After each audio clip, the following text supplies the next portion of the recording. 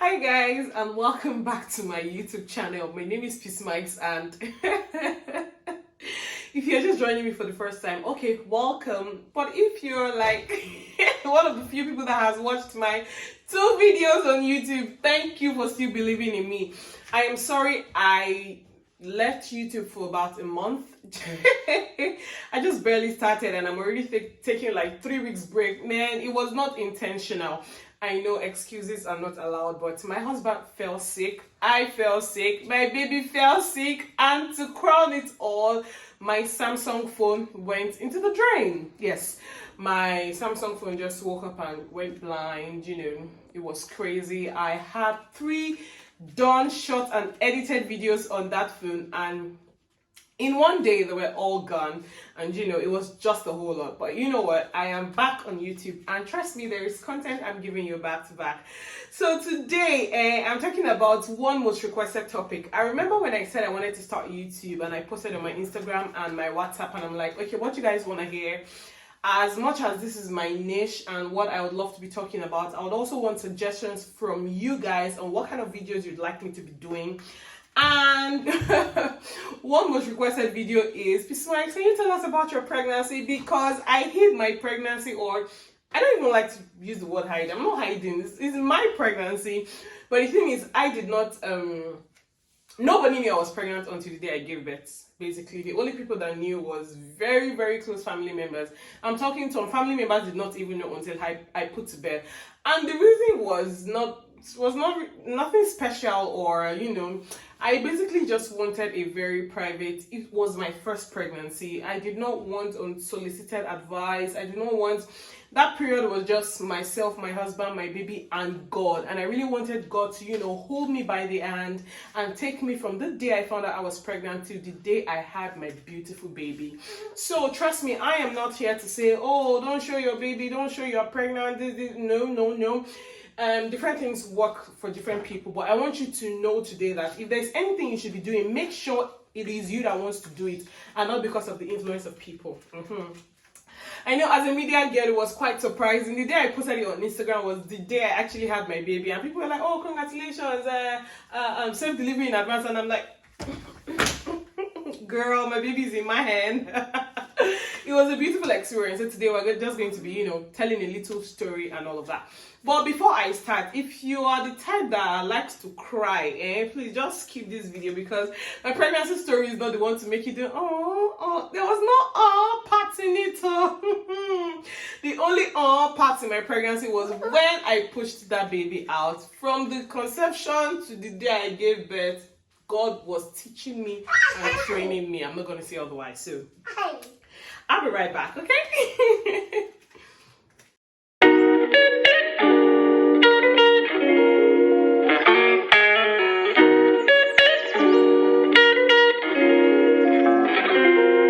So welcome back, guys. Like I said, I'm going to be talking about my pregnancy journey. I'm probably in another video will be talking about postpartum, because that is the one I really wanted to talk about. But you guys said you want to hear what happened when I carried Bele. No problem. Okay, first I'd like to make something clear, and just want you to set a foundation and say this, that because you're a child of God does not mean you would not be sick during pregnancy, or you would not have any complications. Trust me, I want you to have that at the back of your mind, especially if you're a believer and you're watching this video. Reason is because before I got pregnant, and even the moment I found out I was pregnant and told my husband and all that, at that point I was like, God, please, I just want a smooth pregnancy. I don't want to spit, I don't want to vomit, I don't want to swell in any part of my body. I just want to be normal and be going to school and be going to work and be doing my normal things till I give birth. And I never knew that in things like pregnancy, you should just, just tell God that, God, I just want to have this baby alive, and me too, I should be alive. You understand what I'm trying to say? Because my pregnancy was one of the toughest you can ever hear. I'm not trying to collect crown for toughest pregnancy. No, I'm just saying it's the reality. So I got pregnant in October of 2021. Yeah, in October, and I had mixed feelings. I was happy, I was afraid, I was anxious, And one of the things that made me really know for a fact that I was pregnant was I fainted at work. And I have never fainted in my life.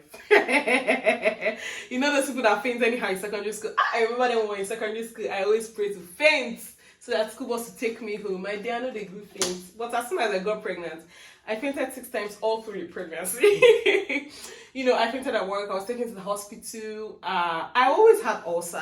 I've been battling ulcer for quite some time right now. Okay, like almost 10 years if I'm not mistaken.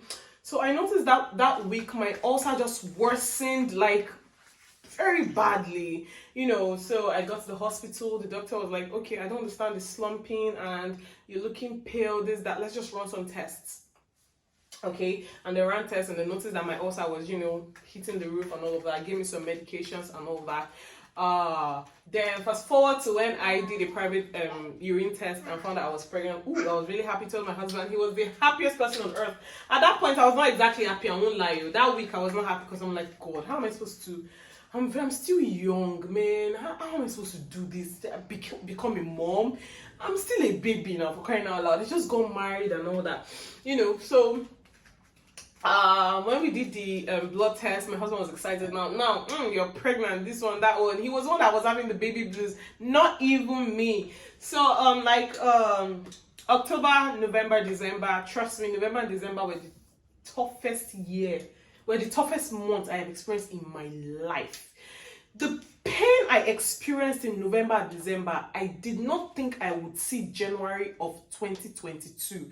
I am not even lying to you. I did not think for a minute that I was going to see January of 2022. The pain was really bad. Did you know I could not keep anything down? At the point I had to leave my husband and go back to my mom's house. I'm like, Mom, see, you're the one that can take care of me because you're a mother. You know, you can connect, you can understand what I'm going through.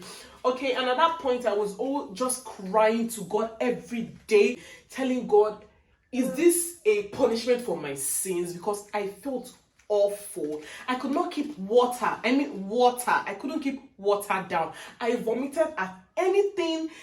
I could just perceive you and throw up.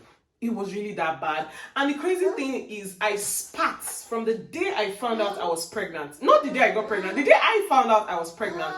Till 14 days after I gave birth, I was still spitting. I pushed my baby. On my naming ceremony, I was still spitting. That was how much pregnancy dealt with me.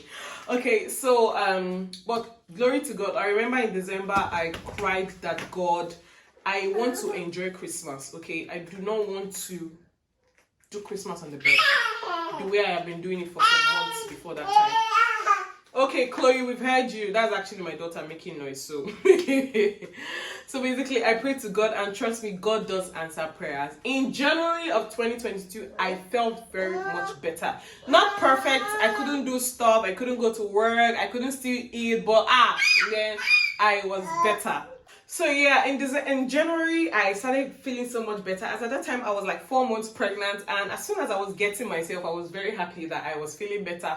Devil stroke. So one day I woke up and I told my husband that I don't have an ATM card. I think I need to get to the bank and, you know, file for one and get it done. Then I got to the bank and I was hungry. I wanted to eat something and I was really happy because I was hungry. That was a testimony. My brother actually was with me. So I saw a lady hawking pawpaw. You know, those ones they already sliced and put in nylon and all of that. So I bought like 2. I ate one and kept one in my bag. I never knew that was the biggest mistake of my pregnancy. Because for some reasons, according to my doctor, he said it was food poisoning. Because the moment I ate that pawpaw, I was rushed home, first of all. And I am not exaggerating. This is real fact. I vomited 10 times in 2 hours. Like, I vomited till I could feel like, if I vomit again, is my intestine or this baby that is actually going to come out of my mouth. So I was rushed to the hospital. Test was carried out. It was extreme food poisoning, and till I gave birth, I did not buy fruits that was already cut in the market. If I was going to buy any fruits, I was going to buy them whole and cut it in my kitchen. So yeah, after that 4 months brouhaha, that one passed. I was already getting myself. Let me tell you, the second trimester was the trimester I see me a little. That second trimester, you know, 5-6 months, you know, I was getting beautiful. My skin was skinning, okay? As you can see, it was skinning. So I was getting better until 6 months, almost like a week to 7 months pregnant. I decided to follow my husband to the office because I was bored of staying at home. All right, I used to work in a radio station as at that time, and I had stopped going to work because I was just sick. So I decided to follow my husband to the office, and he works at Ogun State. So we went to work together alongside two of his friends. And coming back that night, we were robbed at Lagos Ibadan Expressway. And trust me, these guys had smoked or drank whatever it is that they had, that I'm very sure they could not identify people that were in the car. I was sitting at the back when they came with axe and cutlass, and they smashed the window. The whole glass, in fact, the whole glass poured on our body. They even cut my husband in his hand with the cutlass because he was, dragging with them. They took our phones, collected money and stuff like that in the car. And they pulled me down. They dragged. I don't know if they did not see I was pregnant. Although I was shouting, "Joe, They pulled me to the floor, and I landed on the side, like with my baby. And it was really bad. But at that point, adrenaline was rushing in the body, so I didn't really feel it that I had injured myself then. So I ran. Some people, when I was running, I didn't even know where they took my husband. Like, everybody just disappeared from the car on the highway. I was running barefoot. Some men saw me and hid me in gutter, that I should just hide there. Then fast forward soon after, I located with my husband, and funnily, they didn't take the car. I'm telling you, they did not take the car, but they took everything in the car except my phone.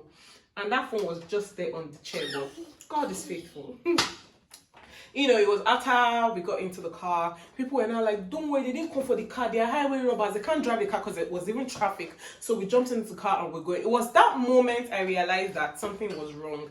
I was already losing part of my amniotic fluid. The water that houses the baby, I was already losing some of it. And I noticed that my belly was becoming really strong, and that was when I realized that I was in preterm labor. So imagine, we drove, I don't even know the speed this guy drove, but my husband's brother drove as fast as he could down to Ikorodu, because that's where we live. And they admitted me instantly. They noticed that, oh, yes, you're even dilating already. This baby is ready to come out. But whoa, she's only 6 months.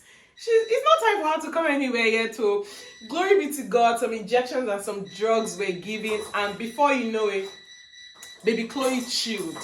But trust me, that day was the beginning of another segment of pain, because the next day when I woke up, my God, the pain I felt on my tummy and my leg.